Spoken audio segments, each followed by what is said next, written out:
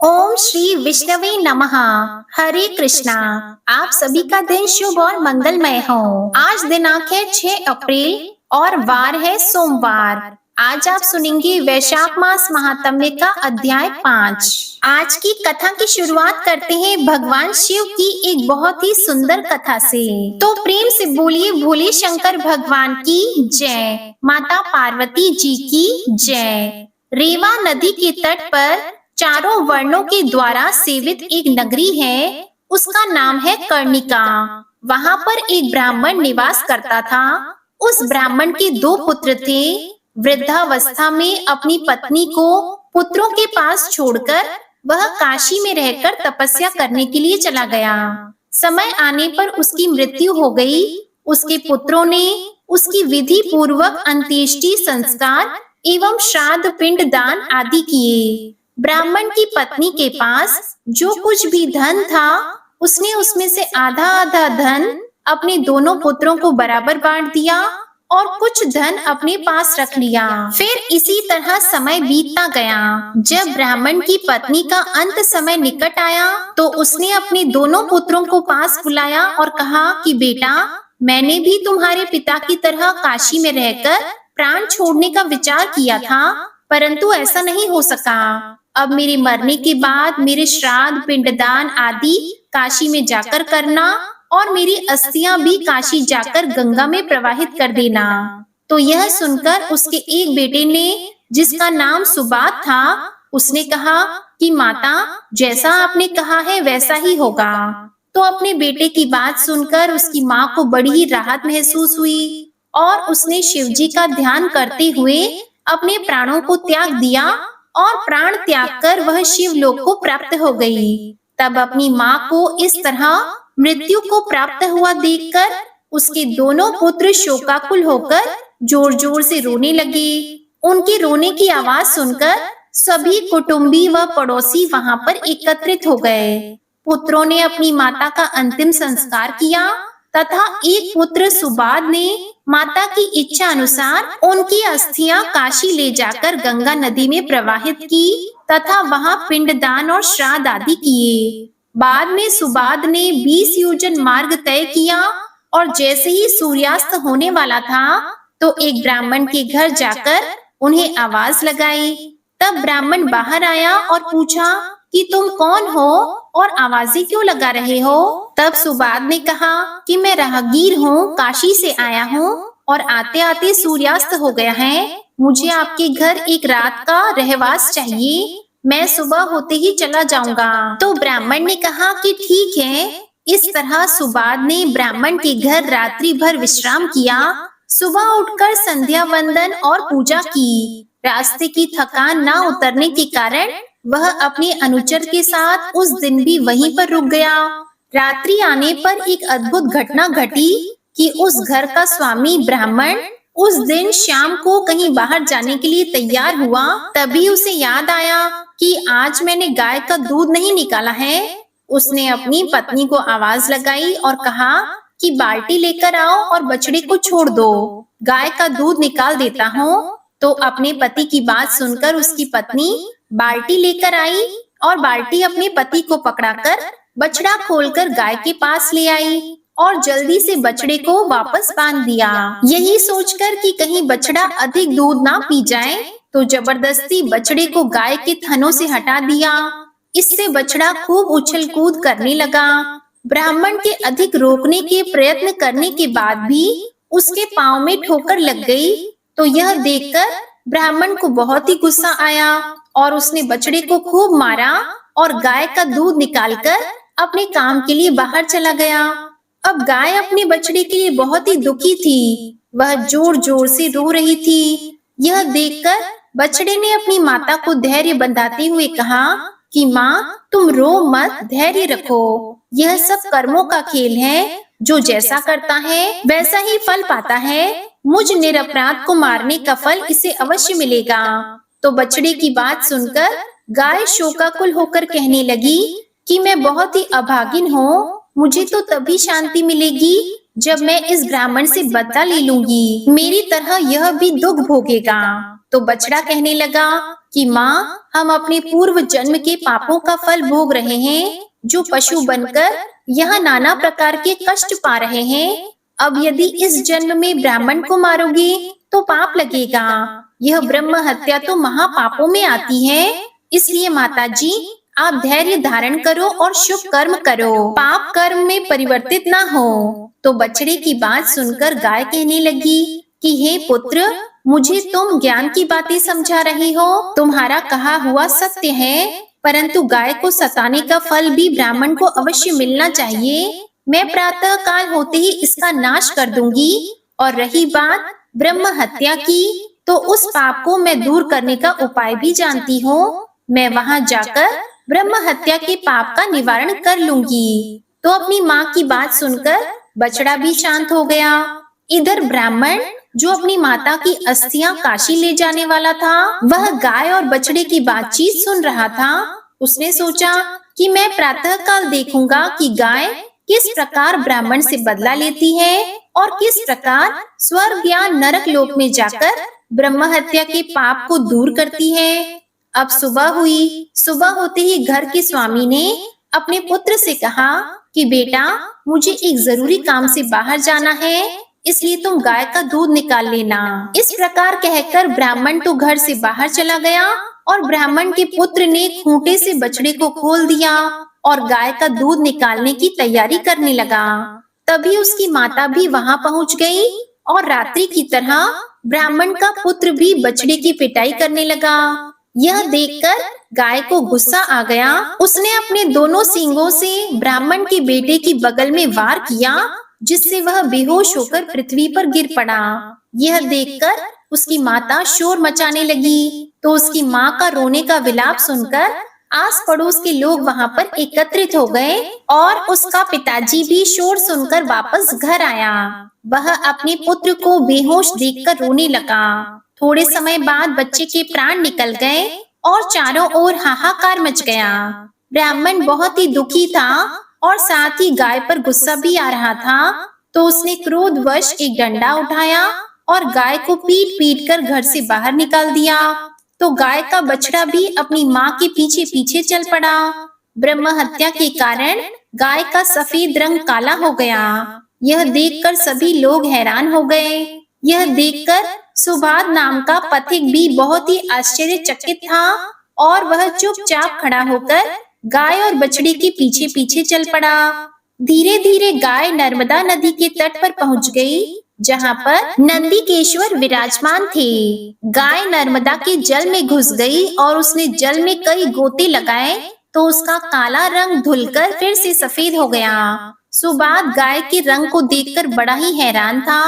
वह नित्य कर्म से निपटकर काशी को चल पड़ा। गाय भी अपने पूर्व स्थान को चली गई। काशी के लिए जाते समय सुबाद को रास्ते में एक बहुत ही सुंदर युवती मिली, जो सर्व अलंकारों से सुसज्जित थी। मंद मंद मुस्कुरा रही थी और सुबाद के पास आकर कहने लगी कि हे मान्यवर, आप अत्यंत खुश दिखाई दे रहे हैं। आप कहाँ से आ रहे हैं और कहाँ जा रहे हैं? तो सुबाद ने उसे अपना सारा हाल कह सुनाया। उसने बताया कि मैं अपनी माता की अस्थियां काशी में प्रवाहित करके आया हूँ, क्योंकि मेरी माँ की मरते समय यही आज्ञा थी। तभी अचानक से एक आश्चर्यजनक घटना घटी। उसने देखा कि उसकी माता दिव्य शरीर धारण करके उससे कह रही थी कि तुम धन्य हो, जो तुमने मुझे सद्गति प्रदान करने में सहायता प्रदान की। तुम हमेशा सुखी रहोगे। तुम्हें अपने जीवन में कोई भी चीज की कभी भी कमी नहीं रहेगी। तुम्हारी लंबी आयु होगी और तुम्हारा वंश भी वृद्धि करेगा।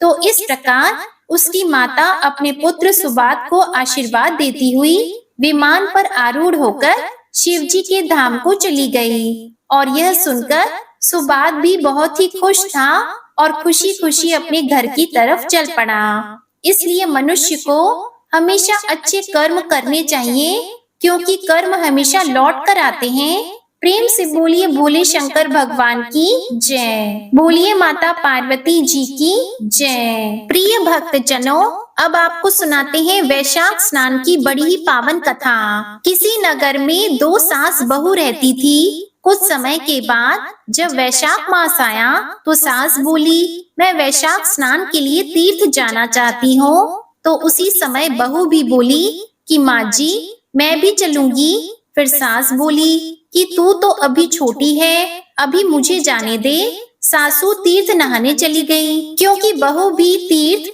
वैशाख स्नान के लिए जाना चाहती थी। इसलिए बहू कुम्हार से 33 कुंडे ले आई। रोज एक कुंडा भरकर रखती और स्नान करती, और स्नान करने के बाद कुंडे को उल्टा करके रख देती थी। जब बहू स्नान करती थी तो वह नहाते समय इसमें थोड़ा सा गंगा जल मिला लेती थी और हर हर गंगे बोलती हुई गंगा मैया का आह्वान करते हुए उनका स्मरण करते हुए स्नान करती थी और फिर कुंडा उल्टा करके रख देती थी। उधर गंगा स्नान करते हुए सासू जी की नथ गंगा में गिर गई। बहू कुंडे में नहाते हुए बोली, सासू नहावे उंडे, मैं नहाऊं कुंडे। इतने में गंगा की धारा कुंडे में आ गई, साथ में सासू जी की नथ भी आ गई। बहू ने नथ पहचान ली और अपने नाक में पहन ली। वैशाख का महीना पूरा हुआ। उसके बाद सासू माँ घर आई। बहू सामान लेने लगी तो सास नथ देखकर बोली कि तू यह कहाँ से लाई?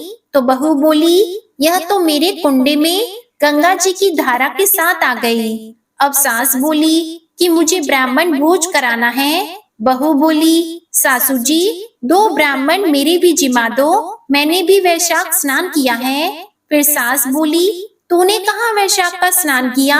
तो बहू बोली कि ऊपर चलो, मैं आपको अभी दिखाती हूँ। ऊपर गए तो देखा कि सारे कुंडे सोने के हो गए। फिर बहू बोली कि मैं प्रतिदिन कुंडा भर कर रखती और सुबह जल्दी उठकर स्नान कर लेती थी। नहाते समय इसमें थोड़ा सा गंगा जल मिला लेती थी और हर हर गंगे बोलते हुए गंगा मैया का आह्वान करते हुए उनका स्मरण करते हुए स्नान करती थी और फिर कुंडा उल्टा करके रख देती थी। तब सास बोली कि बहू तू तो बड़ी ही भाग्यवान है जो तूने साक्षात गंगा जी के दर्शन पा लिए, जो साक्षात गंगा जी तेरे पास आई। सच में तूने बड़ी ही श्रद्धा और विश्वास से वैशाख स्नान किया तो भगवान ने तुझे फल दिया। दोनों सास बहू ने धूमधाम से ब्राह्मण जिमाकर दक्षिणा देकर उन्हें विदा किया। हे भगवान श्री हरि विष्णु, हे गंगा मैया, जैसा सास बहू को दिया वैसा सबको देना। कथा को सुनने वाले, सुनाने वाले और हुंकारा भरने वाले सभी को देना।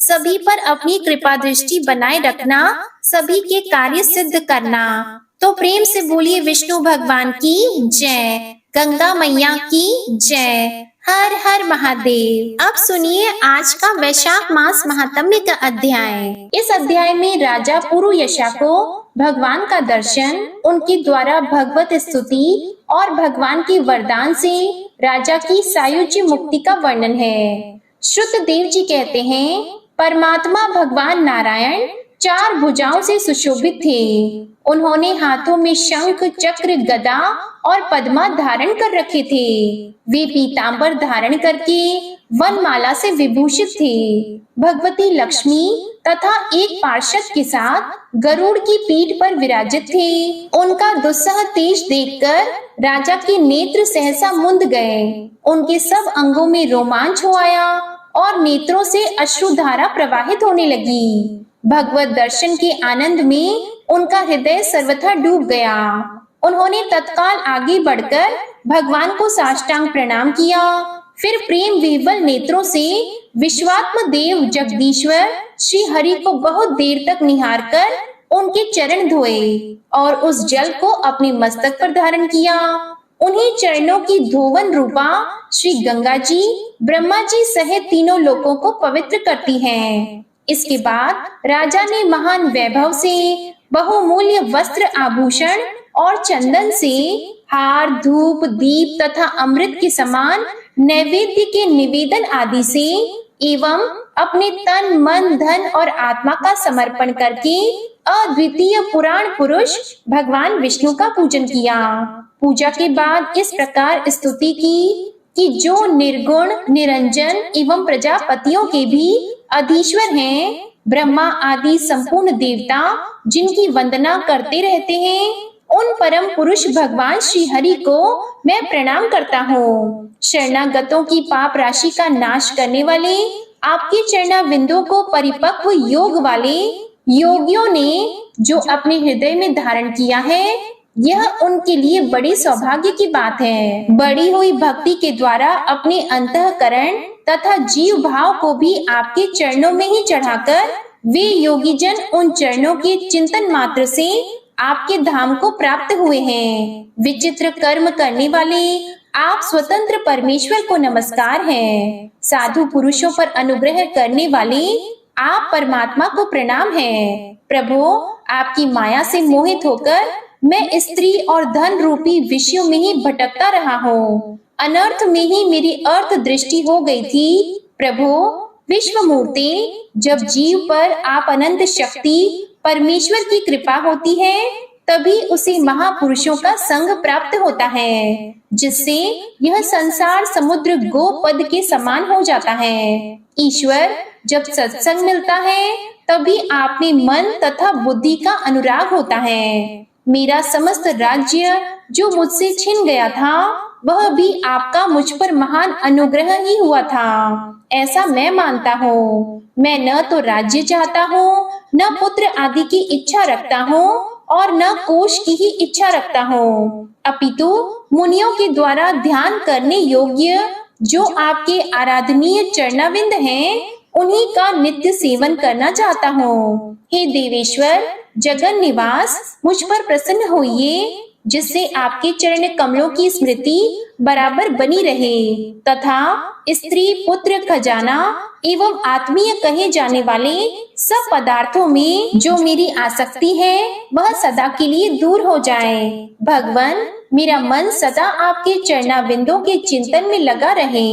मेरी वाणी आपकी दिव्य कथा के निरंतर वर्णन में तत्पर हो। मेरे ये दोनों नेत्र आपके श्री विग्रह के दर्शन में, कान कथा श्रवण में तथा रसना आपके भोग लगाए हुए प्रसाद के आस्वादन में प्रवृत्त हों। हे प्रभु, मेरी नासिका आपके चरण कमलों की तथा आपके भक्त जनों के गंध विलेपन आदि की सुगंध लेने में, दोनों हाथ आपके मंदिर में झाड़ू देने आदि की सेवा में, दोनों पैर आपके तीर्थ और कथा स्थान की यात्रा करने में तथा मस्तक निरंतर आपको प्रणाम करने में संलग्न रहे। मेरी कामना आपकी उत्तम कथा में और बुद्धि अहर्निश आपका चिंतन करने में तत्पर हो। मेरे घर पर पधारे हुए मुनियों द्वारा आपकी उत्तम कथा का वर्णन तथा आपकी महिमा का गान होता रहे और इसी में मेरे दिन बीते। हे विष्णु, एक क्षण तथा आधे पल के लिए भी ऐसा प्रसंग न उपस्थित हो जो आपकी चर्चा से रहित हो। हरे, मैं परमेष्ठी ब्रह्मा का पद, भूतल का चक्रवर्ती राज्य और मोक्ष भी नहीं चाहता, केवल आपके चरणों की निरंतर सेवा चाहता हूँ, जिसके लिए लक्ष्मी जी तथा ब्रह्मा शंकर आदि देवता भी सदा प्रार्थना किया करते हैं। राजा के इस प्रकार स्तुति करने पर कमल नयन भगवान विष्णु ने प्रसन्न होकर मेघ के समान गंभीर वाणी में इस प्रकार कहा, राजन, मैं जानता हूँ तुम मेरे श्रेष्ठ भक्त हो, कामना रहित और निष्पाप हो। नरेश्वर, मुझ में तुम्हारी दृढ़ भक्ति हो और अंत में तुम मेरा सायुज्य प्राप्त करो। तुम्हारे द्वारा किए हुए इस स्तोत्र से इस पृथ्वी पर जो लोग स्तुति करेंगे, उनके ऊपर संतुष्ट होकर मैं उन्हें भोग और मोक्ष प्रदान करूंगा। यह अक्षय तृतीया इस पृथ्वी पर प्रसिद्ध होगी, जिसमें भोग और मोक्ष प्रदान करने वाला मैं तुम्हारे ऊपर प्रसन्न हुआ। जो मनुष्य इस तिथि को किसी भी बहाने से अथवा स्वभाव से ही स्नान दान आदि क्रियाएं करते हैं, वे मेरे अविनाशी पद को प्राप्त होते हैं। जो मनुष्य पितरों के उद्देश्य से अक्षय तृतीया को श्राद्ध करते हैं, उनका किया हुआ वह श्राद्ध अक्षय होता है। इस तिथि में थोड़ा सा भी जो पुण्य किया जाता है, उसका फल अक्षय होता है। नृपश्रेष्ठ, जो कुटुंबी ब्राह्मण को गाय दान करता है, उसके हाथ में सब संपत्तियों की वर्षा करने वाली भुक्ति और मुक्ति भी आ जाती है। जो वैशाख मास में मेरा प्रिय करने वाले धर्मों का अनुष्ठान करता है, उसके जन्म मृत्यु जरा भय और पाप को मैं हर लेता हूँ। अनग, यह वैशाख मास मेरे चरण चिंतन की ही भांति ऐसे सहस्त्रों पापों को हर लेता है जिनके लिए शास्त्रों में कोई प्रायश्चित नहीं मिलता। राजा को यह वरदान देकर देवाधिदेव भगवान जनार्दन सबके देखते देखते वहीं अंतर ध्यान हो गए। इसके बाद राजा पुरुयशा सदा भगवान में ही मन लगाए हुए उन्हीं की सेवा में तत्पर रहकर इस पृथ्वी का पालन करने लगे। देव दुर्लभ समस्त मनोरथों का उपभोग करके अंत में उन्होंने चक्रधारी भगवान विष्णु का सायुज्य प्राप्त कर लिया। जो इस उत्तम उपाख्यान को सुनते और सुनाते हैं, वे सब पापों से मुक्त होकर भगवान विष्णु के परम पद को प्राप्त होते हैं। श्रुत देव जी कहते हैं, राजन, पंपा नदी के तट पर कोई शंख नाम से प्रसिद्ध परम यशस्वी ब्राह्मण थे, जो बृहस्पति के सिंह राशि में स्थित होने पर कल्याणमयी गोदावरी नदी में स्नान करने के लिए गए। मार्ग में परम पवित्र भीमरथी को पार करने के बाद दुर्गम, जल शून्य एवं भयंकर निर्जन वन में धूप से विकल हो गए थे। वैशाख का महीना था और दोपहर का समय था। वे किसी वृक्ष के नीचे जा बैठे। इसी समय कोई दुराचारी व्याध हाथ में धनुष धारण किए वहां आया। ब्राह्मण के दर्शन से उसकी बुद्धि पवित्र हो गई और वह इस प्रकार बोला, मुने, मैं अत्यंत दुर्बुद्धि एवं पापी हूँ। मेरे ऊपर आपने बड़ी कृपा की है, क्योंकि साधु महात्मा स्वभाव से ही दयालु होते हैं। कहा मैं नीच कुल में उत्पन्न हुआ व्याध और कहा मेरी ऐसी पवित्र बुद्धि। मैं इसे केवल आपका ही उत्तम अनुग्रह मानता हूँ। साधु बाबा, मैं आपका शिष्य हूँ, कृपा पात्र हूँ। साधु पुरुषों का समागम होने पर मनुष्य फिर कभी दुख को प्राप्त नहीं होता। अतः आप मुझे अपने पाप नाशक वचनों द्वारा ऐसा उपदेश दीजिए जिससे संसार बंधन से छूटने की इच्छा रखने वाले मनुष्य अनायास ही भव सागर से पार हो जाते हैं। साधु पुरुषों का चित्त सबके प्रति समान होता है। वे सब प्राणियों के प्रति दयालु होते हैं। उनकी दृष्टि में न कोई नीच है, न ऊंच है और न अपना न पराया। मनुष्य संतप्त होकर जब जब गुरुजनों से उपाय पूछता है, तब तब वे उसे संसार बंधन से छुड़ाने वाले ज्ञान का उपदेश करते हैं। जैसे गंगा जी मनुष्यों के पाप का नाश करने वाली है, उसी प्रकार मूढ़ जनों का उद्धार करना साधु पुरुषों का स्वभाव ही माना गया है। व्याध के ये वचन सुनकर शंख ने कहा, व्याध, यदि तुम कल्याण चाहते हो तो वैशाख मास में भगवान विष्णु को प्रसन्न और संसार समुद्र से पार करने वाले जो दिव्य धर्म बताए गए हैं उनका पालन करो। मुनि श्रेष्ठ शंख प्यास से बहुत कष्ट पा रहे थे। दोपहर के समय उन्होंने सुंदर सरोवर में स्नान किया और युगल वस्त्र धारण करके मध्याह्न काल की उपासना पूरी की। फिर देव पूजा करने के बाद व्याध के लाए हुए श्रमहारी एवं स्वादिष्ट कैत का फल खाया। जब वे खा पीकर सुख पूर्वक विराजमान हुए, उस समय व्याध ने हाथ जोड़कर कहा, मुने, किस कर्म से मेरा तमोमय व्याध कुल में जन्म हुआ और किससे ऐसी सद्बुद्धि तथा महात्मा की संगति प्राप्त हुई? प्रभु, यदि आप ठीक समझें तो मैंने जो कुछ पूछा है वह तथा अन्य जानने योग्य बातें भी मुझसे कहिए। शंख बोले, पूर्व जन्म में तुम वेदों के पारंगत विद्वान ब्राह्मण थे। शाकल्य नगर में तुम्हारा जन्म हुआ था।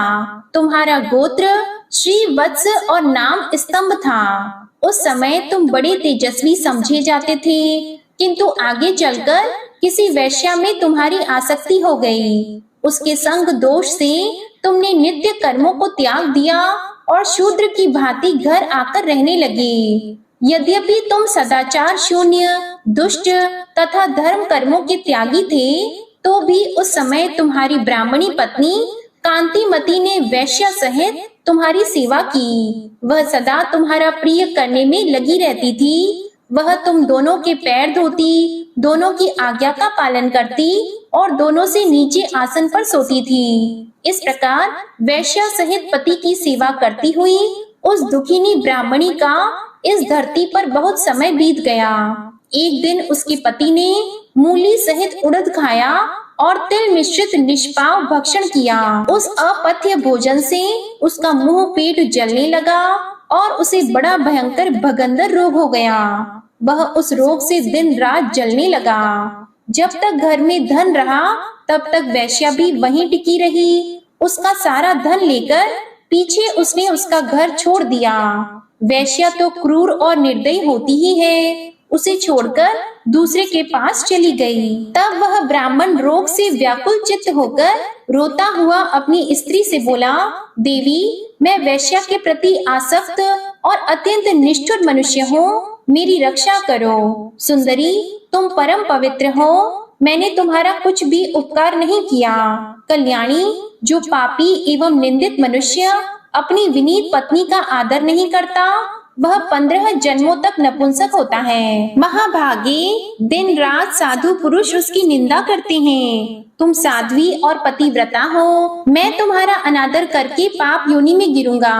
तुम्हारा अनादर करने से जो तुम्हारे मन में क्रोध हुआ होगा, उससे मैं दग्ध हो चुका हूँ। इस प्रकार अनुताप युक्त वचन कहते हुए पति से वह पतिव्रता हाथ जोड़कर बोली, प्राणनाथ, आप मेरे प्रति किए हुए व्यवहार को लेकर दुख न माने, लज्जा का अनुभव न करें। मेरा आपके ऊपर तनिक भी क्रोध नहीं है, जिससे आप अपने को दग्ध हुआ बतलाते हैं। पूर्व जन्म में किए हुए पाप ही इस जन्म में दुख रूप होकर आते हैं। जो उन दुखों को धैर्य पूर्वक सहन करती है, वही स्त्री साध्वी मानी जाती है और वही पुरुष श्रेष्ठ समझा जाता है। वह उत्तम वर्ण वाली स्त्री अपने पिता और भाइयों से धन मांगकर लाई और उसी से पति का पालन करने लगी। उसने अपने पति को साक्षात क्षीर सागर निवासी विष्णु ही माना।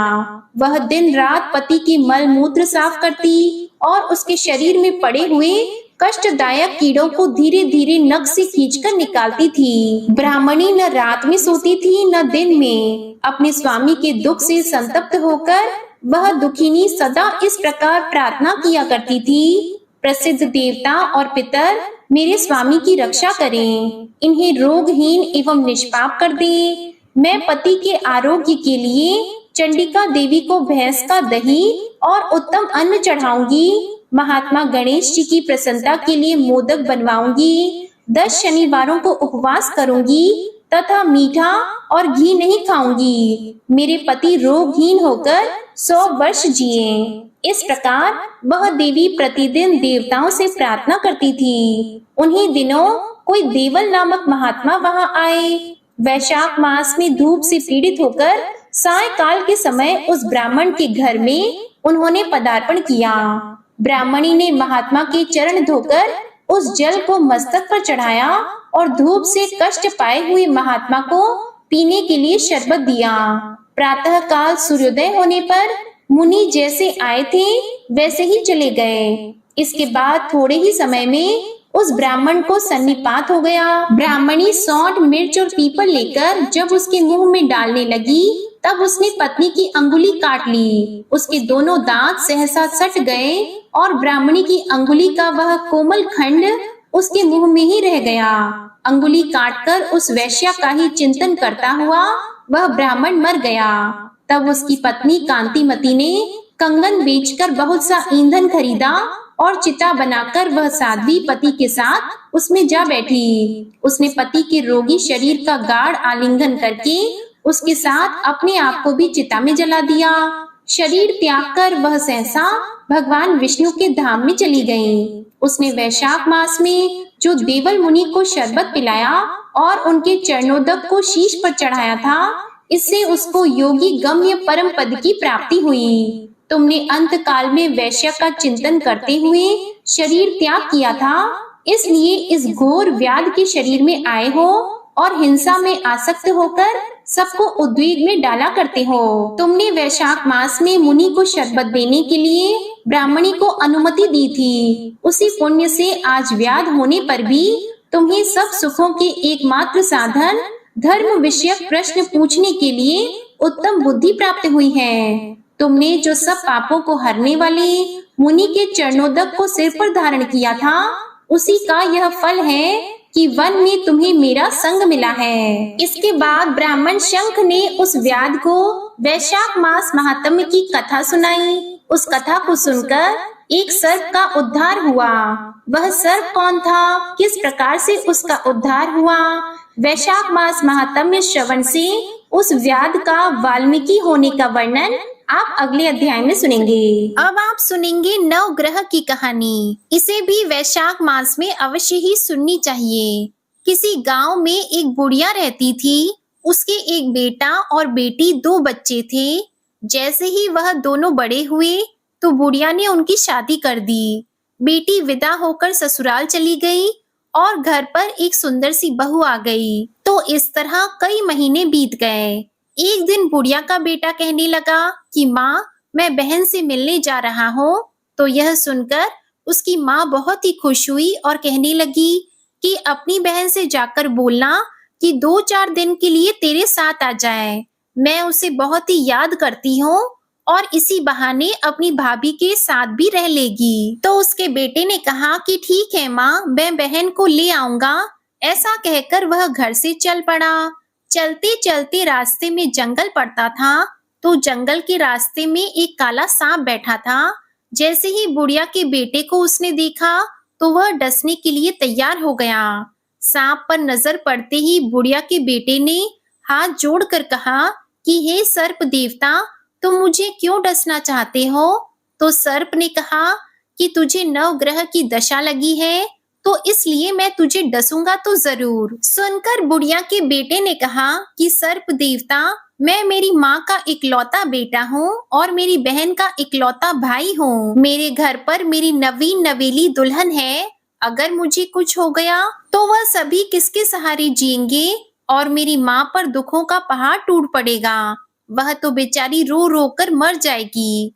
तब सर्प ने कहा कि मैं क्या करूं, तुझे दशा लगी है, मुझे तो आदेश है, तो आदेश का पालन तो करना ही पड़ेगा। अब बुढ़िया माई का बेटा कहने लगा कि मेरी बहन मेरा इंतजार कर रही है, मैं एक बार उससे मिल लूं, जब मैं वापस आऊं तो तुम मुझे डस लेना।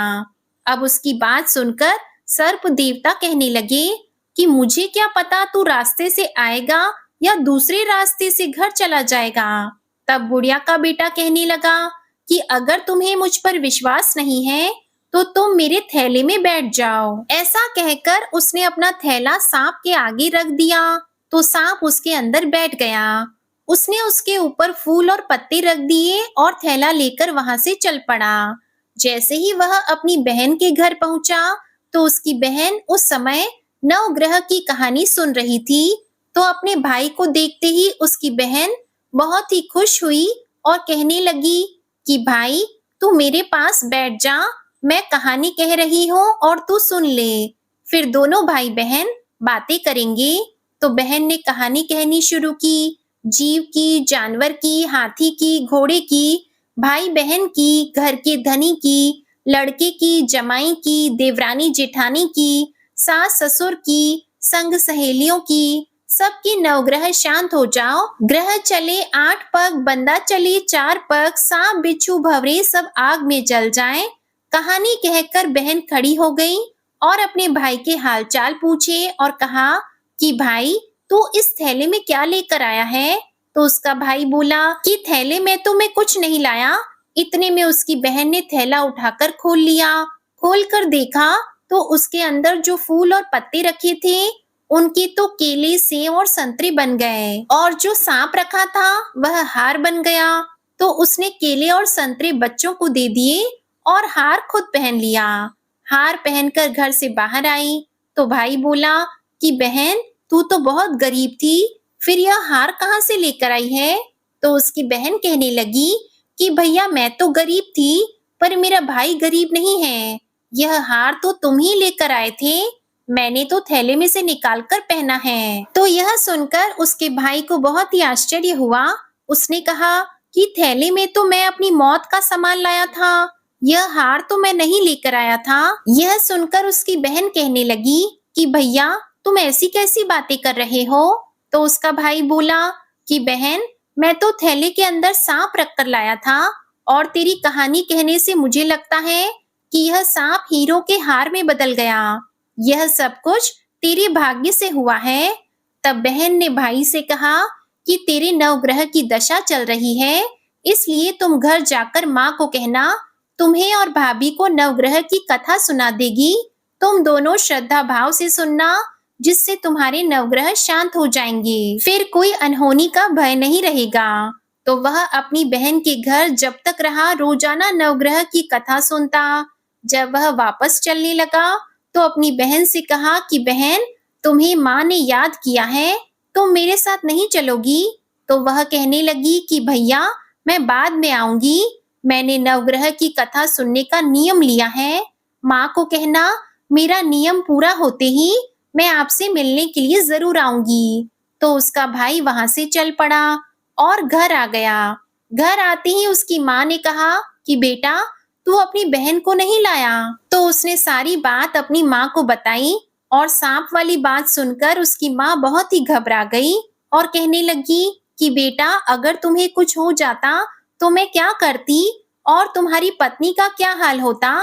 तो उसका बेटा कहने लगा कि माँ, अब डरने की कोई बात नहीं है। बहन ने मुझे नवग्रह की कथा सुनाई है और साथ में यह भी कहा है कि आप मुझे और आपकी बहू दोनों को रोजाना नवग्रह की कथा सुनाओ, जिससे हम पर आने वाली हर बुरी बला टल जाएगी।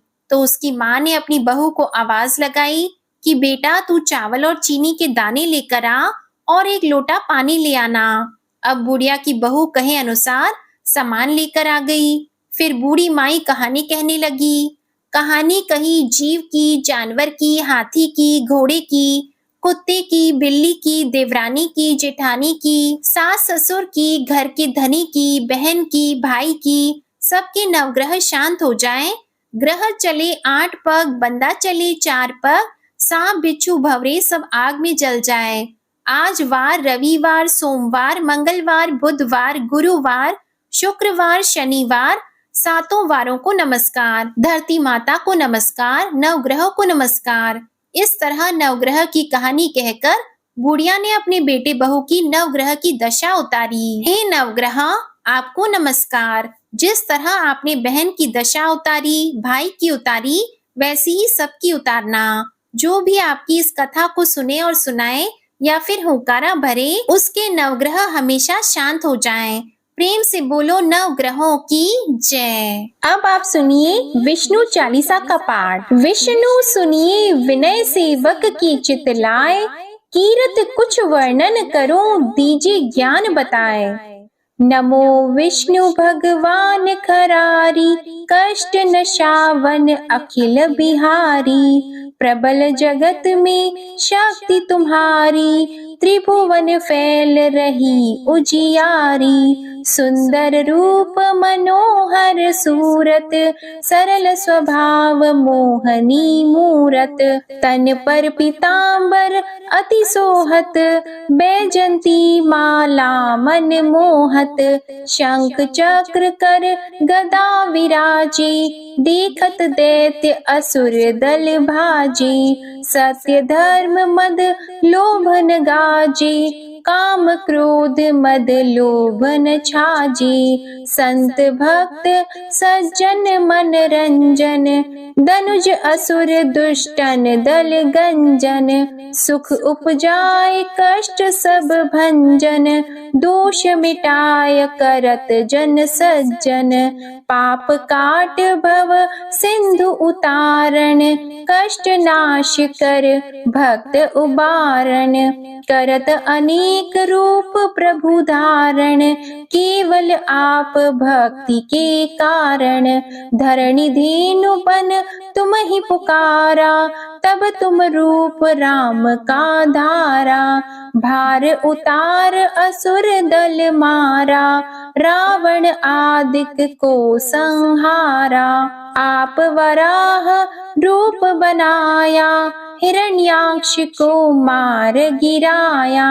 धर्मस्य तन सिंधु बनाया, 14 रत्नन को निकलाया, अमिलख असुरन द्वंद मचाया, रूप मोहिनी आप दिखाया, देवों को अमृत पान कराया, असुरन को छवि से बहलाया, कूर्म रूप धर सिंधु मझाया, मंदराचल गिरि तुरत उठाया, शंकर का तुम फंद छुड़ाया, भस्मासुर को रूप दिखाया, वेदन को जब असुर डुबाया, कर प्रबंध उन्हें ढूंढवाया, मोहित बन कर खल ही नचाया, उस ही कर से भस्म कराया, असुर जलंधर अति बलदाई, शंकर से उनकी न लड़ाई,